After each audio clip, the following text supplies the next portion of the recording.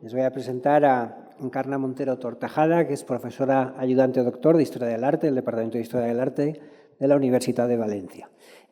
Bueno, entre sus trabajos especialmente cabría destacar su tesis, que dedicó a la transmisión del conocimiento artístico en la Valencia medieval, es decir, desde los contratos de aprendizaje a aquellos libros de modelos que viajaban de un lugar a otro. Y luego ha trabajado especialmente en los campos de la pintura, de la arquitectura medieval valenciana, y lo más reciente es que ha editado, está a punto de salir creo, un estudio coral de muchas personas que ella ha dirigido sobre el retablo de Sant Jordi, de San Jorge, del Centenar de la Ploma, que hoy se conserva en el Victorian Albert Museum de Londres. Ella nos va a hablar ahora de la ornamentación de esos objetos de uso común en la Valencia bajo medieval. Adelante. Buenas tardes a todos. Gracias por la presentación. Juanvi, bueno, he de decir que es un gusto hablar aquí en un lugar en el que se puede sentir fuertemente la materialidad de los objetos que usaron los que nos antecedieron. A pocos metros tenemos, en fin, como se decía antes, un buen recado de ellos. Y también es un gusto haber hablado después de Sofía Bernis. Me va a disculpar si pronuncio mal el apellido, pero así. El hecho es que bueno, ha sido una intervención muy instructiva en la que además se ha hecho referencia a asuntos a los que abordaré, aunque sea de forma superficial. Después de esa visión tan transversal, de un horizonte tan amplio, pues lo que yo presento es local. Lo que espero es no exponerlo de forma reduccionista. Cuando se piensa en estudiar los objetos o la ornamentación de objetos de uso común en un lugar y en un tiempo concretos, nos topamos con algunas dificultades, digamos, metodológicas. Habitualmente lo que se suele hacer, y si se hace con acierto es una herramienta válida de estudio, es triangular entre los documentos de archivo, las evidencias materiales, pintura o arqueología, y en ocasiones también la literatura coetánea, que a veces es muy informativa, como enseguida veremos. El asunto es que a veces se tiende a querer ver en las imágenes un trasunto directo de lo que las fuentes escritas explican. Y a veces no es tan sencillo. También al análisis de las imágenes hay que aplicar algunos parámetros críticos. No pueden, digamos, utilizarse como fuentes sin más. Son una fuente más para la construcción del relato histórico. Otra cuestión que debería explicitarse aquí es que realmente los inventarios, que son casi el documento por excelencia que informa sobre los objetos ornamentados de uso común, en los inventarios no se abunda en describir los objetos que se elencan, si es que este verbo existe, o que se recogen en la lista. Cuando hace falta, un inventario es descriptivo, pero tampoco es demasiado elocuente. Hay que advertir también, como creo que explicarán otros compañeros, que en ocasiones los enseres que aparecen en los inventarios post-mortem, puesto que hay otros tipos de inventarios, hay objetos en los que se señala que son un préstamo, un depósito, y esto también hay que tenerlo en cuenta porque tampoco un inventario es una fotografía fija, fiel de las posesiones de un particular. Hay una serie de objetos que forman parte del ajuar doméstico de forma pasajera. Y por último, cuando tratamos de localizar en las pinturas estos objetos de uso común, nos topamos con que han sido muy maltratados con el tiempo. Esto es porque, en realidad, estos objetos, muchas veces ricos, como tejidos, metales, fueron decorados en origen con dorados, corladuras, estofados, y que han padecido con el paso del tiempo. Entonces, superficies que debían ser ricas, atractivas, superficies pictóricas me refiero, no dan una idea de la apariencia, si acaso es lo que pretendemos encontrar, de la apariencia original de estos objetos. Y una última precisión es que, como son objetos de uso común, algunos de alto precio, pero solo algunos, es raro encontrar contratos en los que se acuerde la confección de alguno de estos enseres de forma individual. Hay alguna excepción, como he dicho, que atenderé a continuación, pero digamos que las fuentes de información son particulares y de esto hay que ser bien conscientes. Justamente del deterioro de estos objetos de uso común que se representan en las pinturas, justamente de esto es un buen ejemplo esta tabla de la curación de la princesa Eudoxia ante la tumba de San Esteban, que se conserva en el MENAC. Lo que cuelga sobre la tapa sobre la caja de San Esteban, sobre el sarcófago de San Esteban, son exvotos. Exvotos que en principio se supone fueron de cera, pero de cera policromada o tratada con algún tipo de metal o de lámina de metal. El hecho es que la apariencia original con seguridad no sería negruzca y tampoco creo que deba atribuirse aquí al humo de los cirios esto, ¿no? Aunque los exvotos obviamente acabarían teniendo un aspecto ceniciento poco agradable a la vista, se supone. Es posible concertar esta evidencia material con el inventario de varios apotecaris o boticarios que se encargaban, entre otros menesteres, de la fabricación de este tipo de exvotos. En concreto hay uno, el de Arnau Bertran, de 1423, un boticario valenciano, en el que se encuentra gran copia de moldes de tierra de arcilla para fabricar brazo, vientre, pierna rota, hulleres, esto es, gafas de diferentes tamaños, cabeza. En realidad, esta aproximación al estudio de los objetos de uso común, más o menos común, comenzó en un punto concreto. Desde hace un par de años me interesé por los pintores de armas. Los pintores de armas, ya fueran de batalla, de parada, de justa o armas funerarias, ¿no? Que formasen parte de un ajuar funerario. Esta es una parte, un oficio, el de los pintores de armas, aunque se ocupasen eventualmente de policromar otros objetos. Este conjunto de materiales se ha perdido de forma casi irremediable. Aquí en el Museo Arqueológico Nacional se conserva una interesante colección de pinjantes, de caballería, de la colección Gudiol, que creo que ingresó en la institución en los años 30 del siglo XX.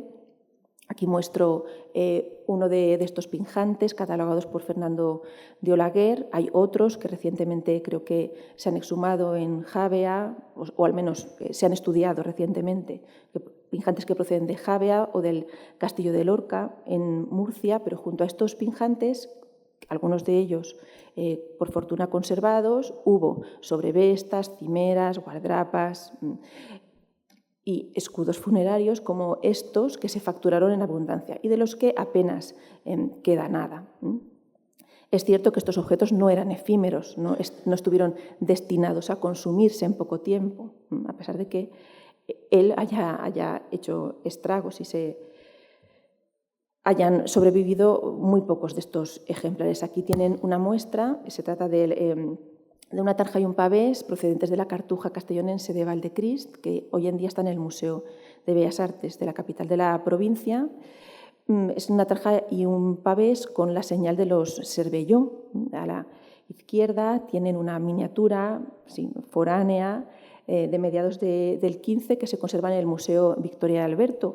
Y la he traído esta miniatura porque representa bien las labores de pintura que muchas veces quedan esquinadas en los estudios de historia del arte, como es la policromía de armas y también la policromía de cajas, de la que ha hablado Sofía Bernis y de la que después hablará Teresa Izquierdo, con bastante más autoridad que yo en la materia, pero el caso es que estas labores de policromía de objetos de uso cotidiano, o al menos de objetos que no son retablos ni imágenes de culto, era muy habitual.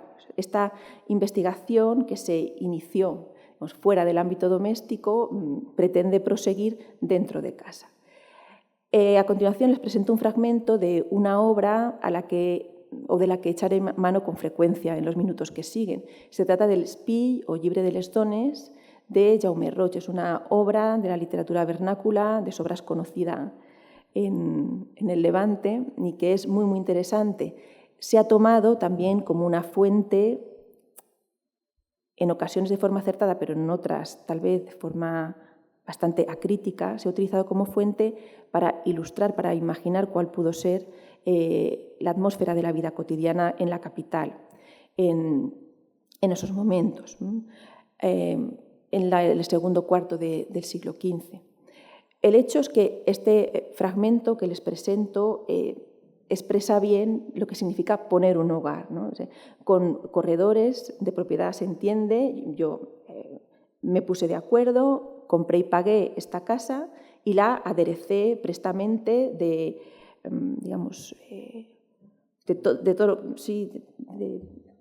adornos, de todo lo necesario, aunque con calma podríamos hacer una traducción más pulida, ¿no? Como convenía. El hecho es que poner una casa, desde luego, siempre fue una labor de empeño. Aquí les muestro simplemente, como ejemplo, para algunas arquetas que se conservan en el Museo de Artes Decorativas que proceden de Valencia o de Cataluña. Esta arqueta fue reutilizada, o no sé si compuesta o decorada desde primera hora en un medio eclesiástico. También hay arquetas en yandades, dice la documentación, revestidas de chapa, de latón dorado en este caso. Este ejemplo también lo ha utilizado la participante anterior, ya tantas veces he dicho, Sofía, que pues, es una arqueta encuerada, también procedente del Levante, que muestra bien, y sobre esto volveré luego, muestra bien una posible vía de estudio, de aproximación a estos objetos, como es concertar el repertorio profano que aparece en piezas conservadas y también en inventarios, concertar ese repertorio de imágenes profanas con la literatura, con el ambiente cultural de la época. Aunque se trata de una pintura procedente de Roma, importada muy tempranamente a Játiva, este pequeño escabel, no sé si sería cabalmente un escabel, de madera sobre el que está subido Cristo Niño, sí que da una imagen cabal de cuál puede ser el aspecto de un mueble de esa época, policromado vivamente, apenas sin pérdidas de color, es obvio. Aparte de estas cajas que abundan, de estos muebles que aparecen de forma habitualísima en la lista de bienes de finados, están los textiles. Textiles, en ocasiones sencillos, otras muy ricos. Aquí tenemos un fragmento de la tabla central del retablo de Sant Pere de Púbol, obra de Bernat Martorell, en el que es posible ver la rica alfombra sobre la que se asienta el sitial, si también se puede llamar de esta manera, del santo titular, y una rica tela, tal vez un bancal, sobre la que a su vez también está situado un almohadón. Aquí, en este fragmento de la tabla cimera del retablo de San Jorge del Victorian Albert Museum, vemos cómo la Virgen está sobre un almohadón, de nuevo, que se adivina rico, pero es que la calidad o el tipo de decoración propia de estos tejidos, y vuelvo a insistir, ha hecho que no den una imagen, fiable o conforme a la que intentaron evocar en su momento. La historia de este retablo, por cierto, es bien curiosa, y en su compraventa aparecen las autoridades del Victorian Albert operando a toda máquina en París a mediados del siglo XIX para adquirir este mueble procedente de la iglesia de San Jorge de Valencia. Antes de continuar con el asunto de los tejidos, un pequeño inciso referente a las cajas. A veces la revisión de fuentes ya publicadas, aunque de forma parcial, trae sorpresas, aporta novedades. José Sánchez Sivera, que es un historiador del que seguimos bebiendo casi todos los que estudiamos arte medieval en Valencia, se preocupó y transcribió de forma bastante fiel fragmentos de inventarios, entre ellos algunos de pintores de cajas. Lo que sucede es que cuando se vuelve al documento original y se examina con detenimiento las pertenencias de este tipo de artífices, se advierte en ocasiones que se ocupan de otras cosas que no son solamente fabricar y policromar cajas. Está el caso de un tal Pere d'Osca, padre del carpintero Miquel d'Osca, quien a mediados del siglo XIX no solo se dedica a fabricar y a policromar cajas, sino también a fabricar salterios, un instrumento de cuerda del momento. Entonces, se ve con claridad que se dedica a repararlos, a fabricarlos, etcétera, etcétera. Lo que quiero decir es que el mundo de estos productores de objetos bellos de uso cotidiano es más amplio y diverso de lo que en principio podríamos imaginar. Podríamos imaginar algunos, no sé si alguien tal vez tendría de partida un horizonte amplio. Esta tabla, que pertenece a una predela conservada en el Museo de Bellas Artes de Valencia, con escenas de la vida de Santo Domingo, la traigo para hablar de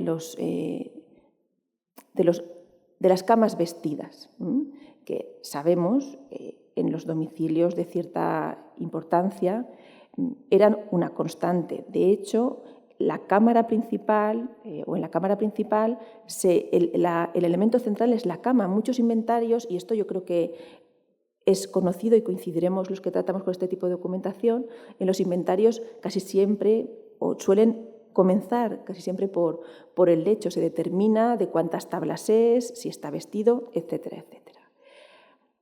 Curiosamente, hemos conservado, o sea, se ha podido conservar el contrato de unas cortinas para un lecho particular. En febrero de 1401 se contrata con un bordador, con Bertomeu Mariner, unos cortinajes de lecho, de cama. Los contrata nada más y nada menos, era importante y relevante en Valencia en ese momento, Jaumeta Aguilar, que era la viuda de Pere Bou, mercader, el fundador de una institución benéfica importante como era el Hospital de Embou. Era una notable de la ciudad y ella encarga el bordado de un conjunto de piezas verdaderamente notable. Se trata de 5 trozos de paño de terciopelo rojo de unos metros, son cuadrados, 1,5 metros por 1,5 metros. En cada uno de ellos debía estar o debía representarse una doncella. Me voy a extender de forma moderada en la descripción de estos arreos de cama, porque se advierte cuál podía ser la riqueza de estos elementos. Y después haré una breve referencia al precio. Se trata, como he dicho, de 5 piezas. En cada una de ellas ha de estar bordada una doncella vestida con una alcandora que tiene las mangas de seda bordadas de oro, vestida de opalanda, esto es, con una túnica larga. En la falda que arrastra de esta doncella ha de haber una bestia, a todas luces parece ser un unicornio, coronado. Esta figura femenina está sobre una roca y en un entorno de brotes, flores y varios árboles, entre los que es posible identificar 2 robles con sus bellotas de oro y un espino albar. Se insiste machaconamente en que cada uno de los elementos ha de estar bordado, se dice rexat, d'aur o d'argent, es decir, mediante una técnica de malla de oro y plata, y también bordados con punto alzado de seda de diversos colores. Y ahí sí que es cierto que la matrona, por emplear un término no normativo, pero sí bastante elocuente, la matrona del encargo, sí que deja libertad a Mariner, al bordador, para que escoja los colores como le convenga. En 3 de estas piezas debe figurar la señal, el emblema del marido, aunque el emblema aquí creo que no está utilizado de forma propia, pero la heráldica del marido de Pere Bou, y en 2 la suya. El montante del encargo asciende a 2.200 sueldos, esto es, algo más que un retablo de medianas proporciones para una capilla de la catedral. 2.000 sueldos era el montante también de una dote de una familia menestral, digamos, del ramo medio. Esto es, era un encargo de empeño y, como diré después, el campo del bordado está todavía, en términos de documentación, por explorar y por examinar de forma sistemática. Debo advertir, por otra parte, que no solamente estas casas verdaderamente ricas, ¿no?, son prohombres de la ciudad y sus familias. No solamente en estas casas hay cortinas o hay lechos dispuestos de esa manera, evidentemente no de forma tan rica, pero, por ejemplo, en casa de un platero, en 1422, al que luego haré referencia, también tenemos un lecho encortinado con las señales propias del propietario, propias del dueño. Como ilustración del aspecto que pudo tener alguna de las cortinas de Jaumetà Aguilar, traigo un fragmento de un frontal de altar antes de su restauración. Se trata del frontal de Benassal, que es una pequeña población de la provincia de Castellón, y se advierte, a pesar de que es una pieza que ha sufrido mucho, pero se advierte la viveza del color y la minuciosidad en la representación de la señal de heráldica. Junto con esta evidencia documental sobre las cortinas que enmarcan un lecho, a veces es posible encontrar o entrar al obrador de alguno de estos artífices que se ocupan de los tejidos, del ornato de los tejidos. Sería estupendo encontrar el inventario del obrador de un bordador. En este caso, hemos dado, no nosotros, sino Sanchis y Veras, quien da noticia de esto, pero lo hace de forma tangencial, con el obrador del bancaler, con el obrador del fabricante de bancals o paños, en términos generales, ahora veremos de qué tipo de paños, García Gonsalves. Si nos fijamos solo en el obrador, aunque esta es una visión sesgada, miope, tenemos que atender a toda la lista de pertenencias, pero si vamos al núcleo de los enseres relacionados con su profesión, vemos que García Gonsalves, en 1429, reúne nada más y nada menos que más de 125 kilos de estambre e hilo fino de lana blanca y de diferentes colores. Cuadrando, expresó la cantidad en kilos, pero en el inventario figuran arrobas y libras. Además de esto, hay varios telares en el obrador interior y también en uno que tenía alquilado ante la casa. Al menos 4 telares de obrar draps de ras, esto es de tejer tapices. Si seguimos entendiendo, entendemos que rectamente que draps de ras son tapices de lana y no paños de raso, en principio. Además, García Gonsalves tiene patrones de cáñamo, se supone, purpurados, y que es un objeto que en principio plantea muchas preguntas y sobre el que hay que reflexionar. Un patrón obviamente es un modelo. El uso concreto de ese modelo, de ese patrón de cáñamo, de tela de cáñamo purpurado, pues todavía lo ignoramos.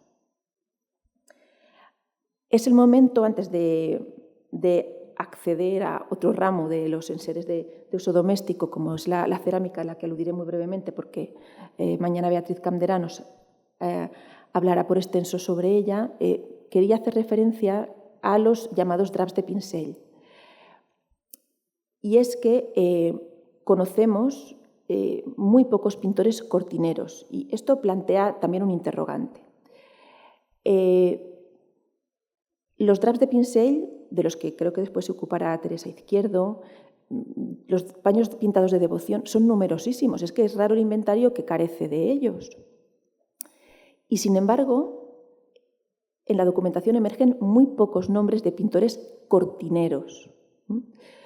Tal vez la producción de estos pintores cortineros se refería o abarcaba la facturación de lo que se llama tancaportes o cortinas propiamente dichas y no paños de pincel. Y estos paños de pincel se debían a pintores en general que podían ocuparse de la policromía de armas, retablos o cajas.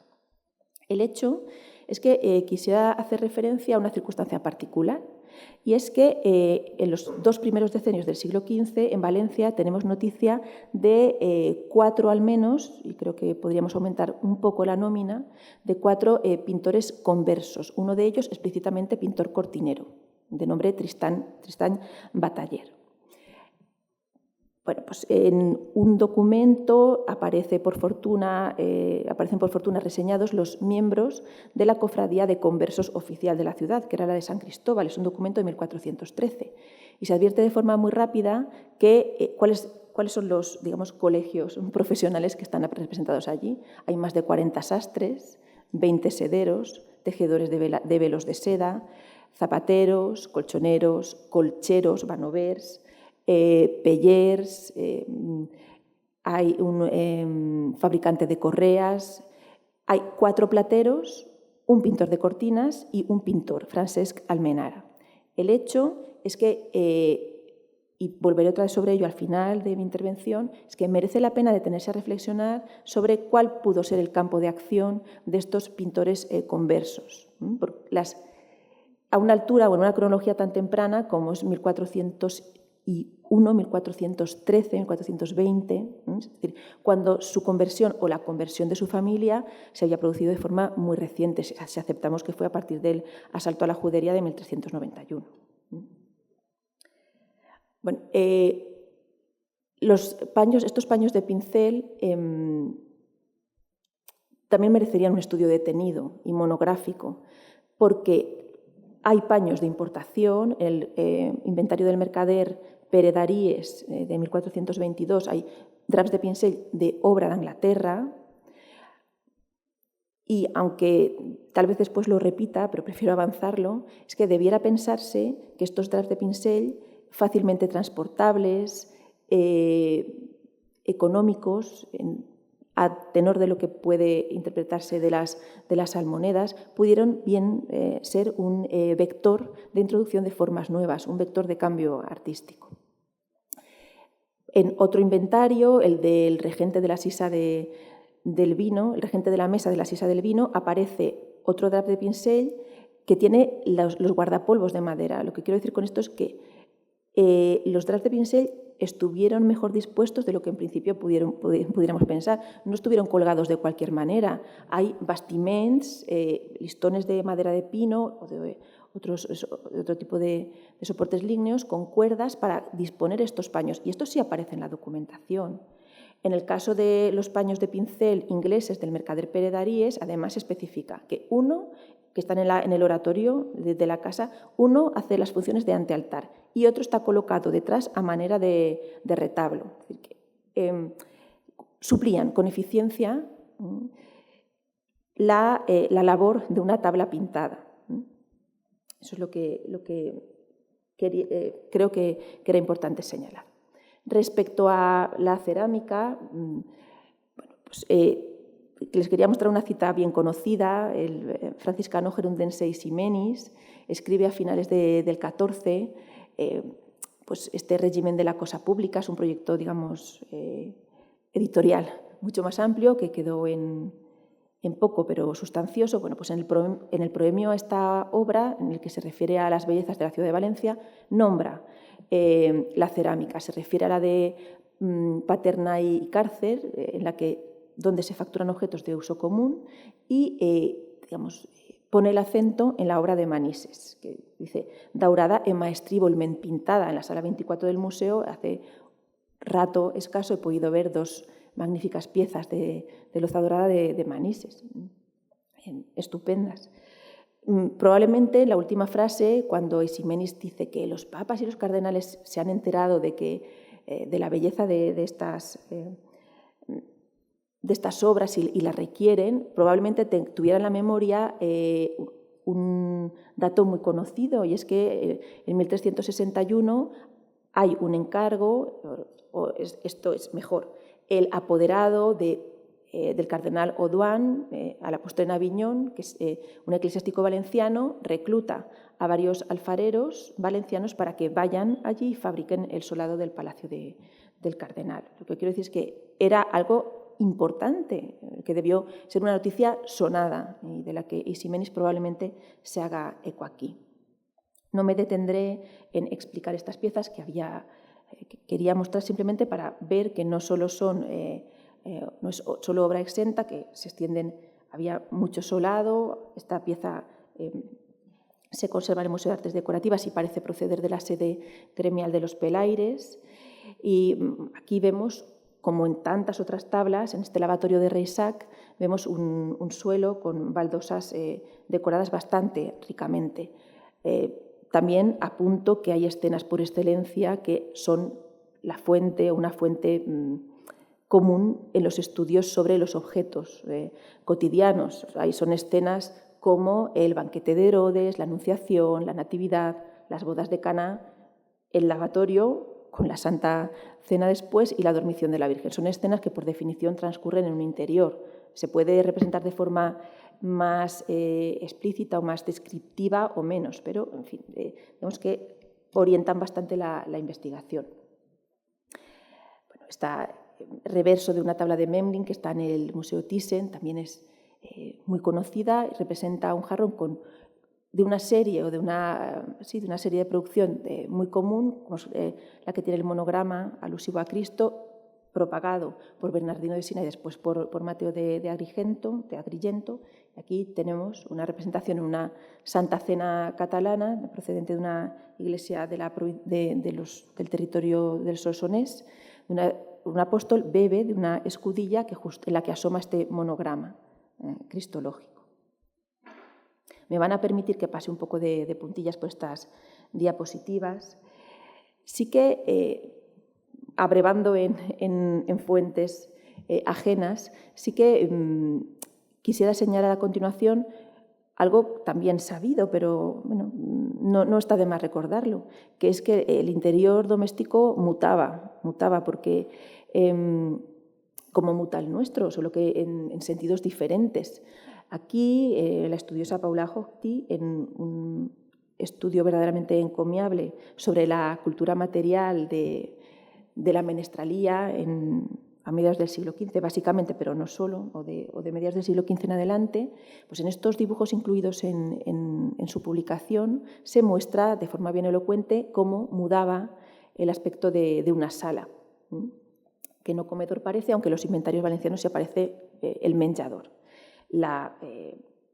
Se sacan los textiles, se recubre la mesa, se muestra el ajuar, sea cual sea la riqueza de este, y verdaderamente el espacio parece otro.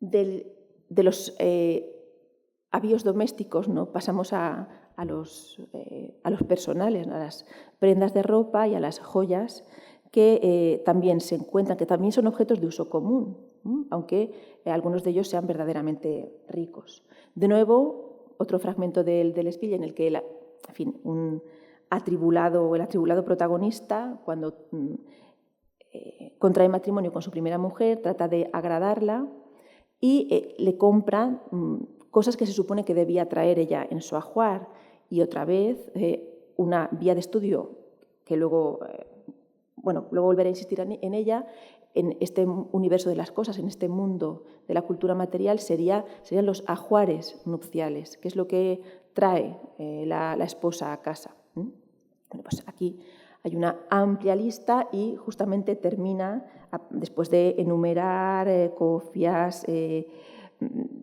pulseras, espejo, una crespina sería una especie de cofia ajustada, perfumes, tampoco me detendré en traducir cada cosa, pero en la penúltima línea dice «Mis cofre clau». Por fin, justamente, sí, es un arca de novia, es algo que yo ignoraba y a lo que en realidad leyendo esto le di muchas vueltas. Sí, y en efecto cierra, como no puede ser de otra manera, con el contenedor de todo esto que regala a su esposa malcarada, por otra parte.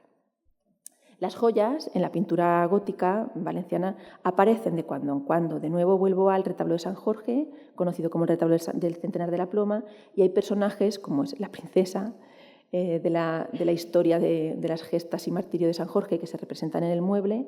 Pues en la princesa vemos como además de la corona, pues convencional, portapulseras y un collar. Pero no solo esto, sino una correa. Y las correas, como a continuación explicaré, estaban muy bien guarnecidas habitualmente. Hay un inventario, no es un unicum, tenemos varios inventarios de plateros muy interesantes, pero este de Lluís Bernús es espectacular y bueno, igual debería tener más pudor a la hora de calificarlo, pero es que es muy rico. Y entre las piezas que figuran, por acabar, entre las muestras, los modelos, los sellos, los libros de dibujos y la variadísima herramienta de este artífice, está este collar, 2 collares, pero uno de los cuales que debía tener un aspecto muy atractivo, porque tiene varias cuentas de plata sobredorada, otras de oro esmaltado, cornalinas, piedras azules y 3 piedras grandes o 3 cuentas grandes de coral, debió ser algo semejante a este collar de esta dama incluida en el bautismo de los reyes y princesa del retablo de San Jorge. A veces se encuentra un eco formal de lo que debieron ser estas piezas, estas joyas, fuera de la pintura. En el Archivo Histórico Municipal de Valencia se conserva el libro de exámenes del gremio de plateros, que incluye dibujos de la obra maestra que debían facturar desde mediados del 16 en adelante. Atendiendo solo a ejemplos fechados a principios de esta centuria, pues vemos que hay pendientes de muy diverso tipo, también hay dijes, colgantes, guarniciones de espada, jarros, pero el hecho es que es posible recurrir a fuentes que de manera pues afortunada han sobrevivido. Hacía referencia antes a la correa. Aquí, en la escena del apresamiento del dragón, con la correa de la princesa, siguiendo de forma fiel el relato de la historia de San Jorge, vemos cómo se trata de una pieza, apostaríamos a que de seda, guarnecida con metales ricos. Y es que así se encuentran muchos documentos. Esta es una correa, se dice en la documentación vernácula, con sibella y cap, esto es con hebilla y cabo, y en medio vemos los platons o platones, estas chapas circulares que también decoraban muchas de las correas que vemos en los inventarios. El mismo Bernús, el platero, portaba una y además se dice de esta manera. En otras ocasiones las correas asumían otro valor. En el inventario de un presbítero, Andreu García, hay una veta que es diufeta a manera de la correcha de la Verche. Esto es, era una correa que remedaba la sagrada cinta, es decir, el cinturón de la Virgen que se supone dejó a Santo Tomás al ascender a los cielos. Voy encarando el final de mi intervención, supongo que para tranquilidad de Juanvi y del auditorio en general. Y es que a veces estas joyas no solamente se hacían de metal fundido, os explico de forma más clara. Una pieza rica del ajuar doméstico eran las crespinas, crespines, esto es, estas cofias tejidas con redecilla, con hilo de oro, que aquí vemos un ejemplo muy particular. Esto también es posible concertarlo con la documentación. Por ejemplo, conocemos el caso de una magistra operandi Crespinas de Fildaur, esto es se llamaba Isabel Cervelló alias Nafenollosa, que a mediados del 15 trabaja facturando este tipo de cofias con hilo de oro. Con relación a este colectivo de conversos y de su participación en el trabajo artístico, sabemos que la viuda de un pintor converso, Francesc Almenara, pues la viuda, que se llamaba Altadona, un nombre, por cierto, bastante común en la comunidad neófita, al menos de Valencia, pues esta mujer es retribuida o aparece en las cuentas de Bailía por hacer una puntilla de hilo de oro que está hecha feta muy sutilmente, a manera de hojas de mirto y de otras maneras. Y además este encaje hecho con hilos de oro tenía batientes, esto es, hebras metálicas que colgaban y se supone que hacían un bello efecto con el movimiento de la cabeza de la dueña. Quería concluir recapitulando algunas de las propuestas de estudio que he intentado presentar de forma breve. Este es el estudio de los objetos de uso común ornamentados. Plantea muchas preguntas, en efecto. Debería asumirse el estudio de la labor de las minorías religiosas, no solo los neófitos, sino también los musulmanes. Hay noticia de picapedreros activos en Valencia a principios del siglo XV y sobre todo de alfareros. También debería encararse el trabajo artístico femenino, porque existió, es decir, las mujeres no solo intervinieron como comitentes en el encargo de piezas de mayor o menor importancia, sino que trabajaron en el taller. Sobre esto podríamos hablar largamente, pero es un asunto pendiente que hay que encarar, desde luego. Además, hay que resolver esta asimetría de quién factura los draps de pincel. Sería conveniente también elaborar una especie de listado iconográfico de temas profanos que aparecen en draps de pincel y cofres.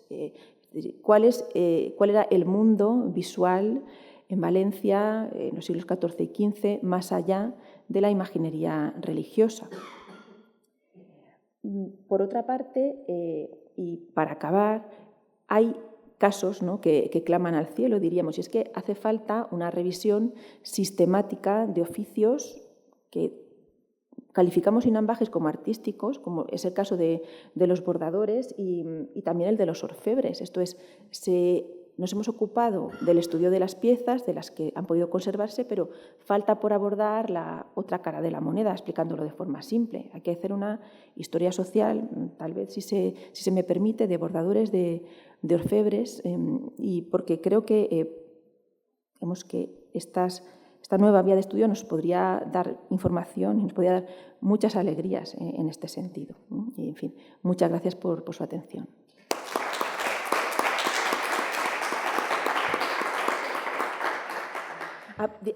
Solamente un apunte, y es que se me había quedado esta lámina. Este paño pintado que está en el Prado, calificado e inventariado como un proyecto de altar, tal vez lo sea, pero no cabría excluir que fuese un paño de pinceles, que está demasiado bien pintado, demasiado detallado, acabado, como para ser solo un proyecto. Muy bien, muchas gracias, Encarna, por esta rica exposición que ha intentado casar fuentes distintas, las ricas fuentes de archivo valencianas con las imágenes y con las piezas sobrevivientes. Es vuestro turno. Preguntas, cuestiones a plantear por aquí.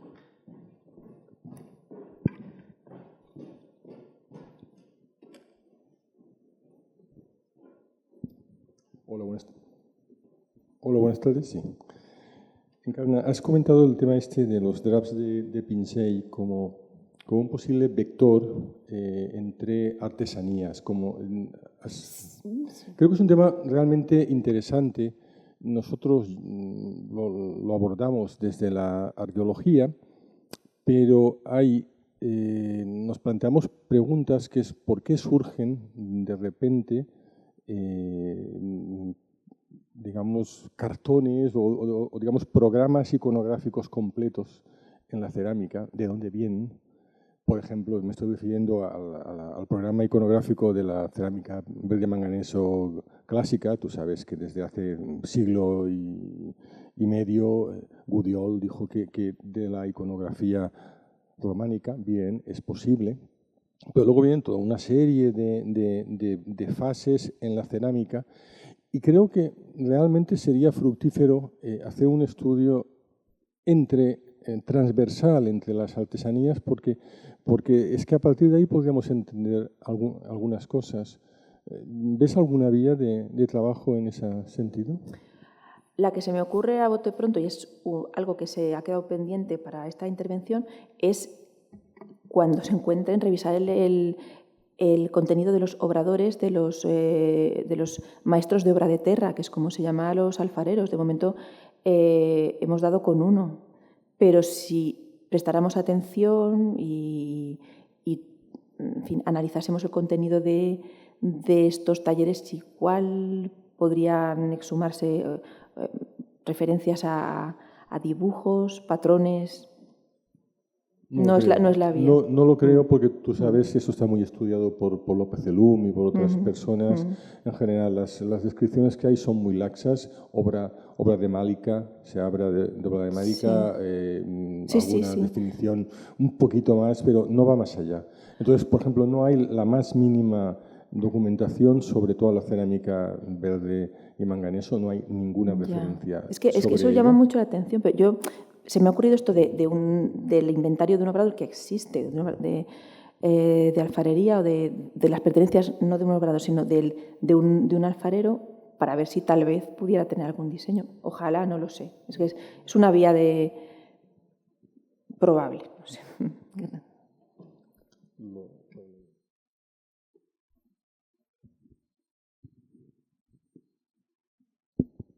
Hola, buenas tardes. En primer lugar, muchas gracias por tu conferencia.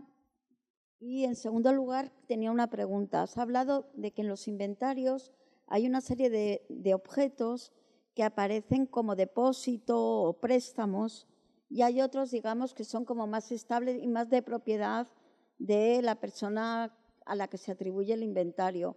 ¿Has encontrado una tipología de objetos que sea más estable, que sea de propiedad, mientras que otros suelen ser más, digamos, más volátiles, más viajeros? Pero en realidad aquí hay gente más autorizada que podría contestar a esto con más solvencia que yo, pero ya que estamos aquí. Vamos a ver, cuando me refiero a objetos que aparecen como que están en prenda o en préstamo, se trata de objetos que están integrados en el listado general. Luego hay otros inventarios de objetos que la justicia toma como fianza. La verdad es que los que yo he encontrado, o de los que yo me pueda acordar, suelen ser objetos, claro, con algún valor económico. Evidentemente, los muy pobres habitualmente no aparecen como fianza. Se me ocurre una cadena, o me acuerdo de una correa también guarnecida, y hay un caso bien curioso que es de papeles de pintura con un dibujo a pluma que se atribuye a Vanek, por ejemplo, pero la impresión que yo tengo es que se trata de objetos, claro, de cierto valor económico, y los que son más estables, obviamente, pues, los lechos, las camas no suelen ser objetos de fianza, por ejemplo. Sí. Las joyas, evidentemente. Sí. El caso de las joyas. Sí, las joyas sí. En el mundo granadino, que sabemos que que en muchos casos eran prestadas, alquiladas. Joyas y ropas. Sí, joyas y ropas. No sé si tal vez Juanvi quiere añadir algo. Sí, lo que más encontramos allí, claro, es todo un mercado del crédito con prendas, que se dejan prendas a cambio de un crédito. Y eso lo hace todo el mundo. Es decir, cuando tú encuentras en una casa alguna pieza de ropa, o sobre todo alguna joya o alguna cuchara de plata o lo que sea, de otro, no hace falta que el que lo tenga sea un prestamista profesional, sino que esto era bastante frecuente. Es decir, la gente se prestaba dinero entre ellos, había prestamistas profesionales, obviamente, y en algunos casos vemos auténticas casas de empeño que están llenas de cosas y que además te suelen decir esto es de fulanito o esto es de menganito, o simplemente nos dicen esto es de un señor que vino y era de Morella, ni se acordaban de cómo se llamaba y ya está, ¿no? Y entonces, ¿qué es lo que dejan en prenda? Las cosas que tienen un cierto valor, ¿no? Entonces, joyas, objetos de plata, especialmente, y luego telas que pueden ser más o menos caras. Pero todo depende, porque hay muchos mercados del empeño. Entonces hay mercados del empeño que van por medio de la justicia. Entonces, ante la justicia lo que se hacen son embargos. Y ahí sí que se embargan las camas y lo que haga falta. O sea, cuando no hay otra cosa se embarga una cama directamente. Pero ese tipo de objetos que vemos que no son del dueño de la casa, sino que los tiene en prenda pues son sobre todo aquellos en los que se ha podido obtener fácilmente dinero. Lo cual nos lleva también a otra cosa que también hemos estudiado bastante allí en Valencia, que es la circulación de los objetos de segunda mano. Una extraordinaria circulación del mercado de segunda mano, que se compra y se vende constantemente todo en la plaza. Y hemos estudiado sobre todo las almonedas, las subastas de bienes, pero en realidad esto debía circular de una forma mucho más corriente, no solo las almonedas. Probablemente los corredores que aparecen por aquí tal también te ofrecían cosas, es decir, había muchas formas de que circularan los objetos. Lo cual no quiere decir que, obviamente, el 80 al 90% de las cosas sean cosas fijas de la casa, del propietario.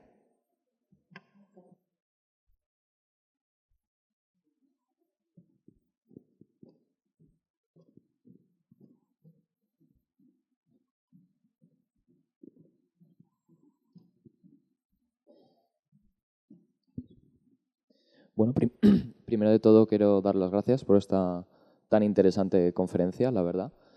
Y segundo, me gustaría señalar o que me ha resultado curioso el hecho de que no se ha mencionado, no sé si es porque no se conocen, no se conservan estos inventarios o la presencia de tejidos nazaríes en el entorno de pintores, en este entorno en el que usted ha estado comentando acerca de estos inventarios de pintores de telas, etc.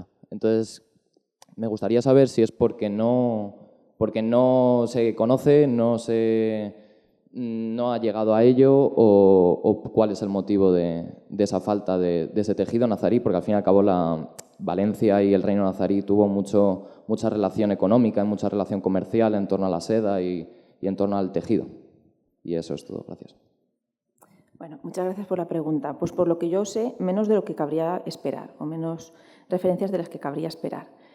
Sí hay alguna referencia a algún mueble hecho de la manera morisca, pero tejidos hay pocos en realidad, o yo me he encontrado con pocos.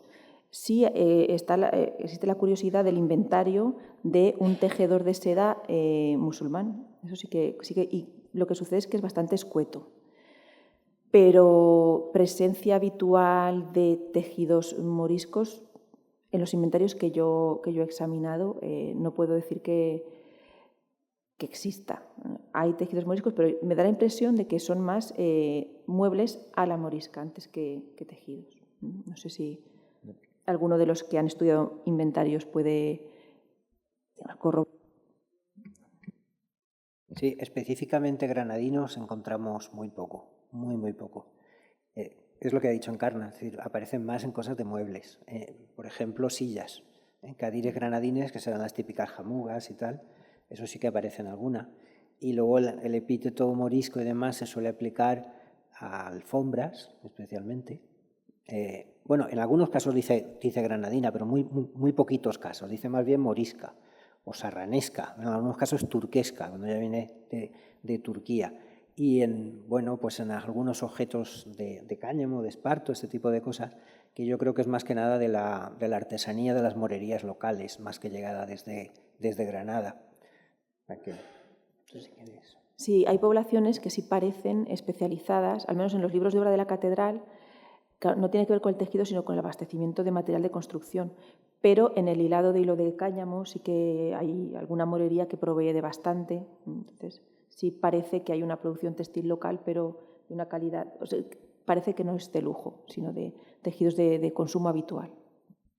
Muchas gracias. Nada, simplemente porque al fin y al cabo me resultaba curioso el hecho de la pervivencia de estas telas nazaríes en obras pictóricas de la Catedral de Valencia y cómo no se refleja en estos inventarios. Entonces me chocaba un poco al fin y al cabo. Gracias.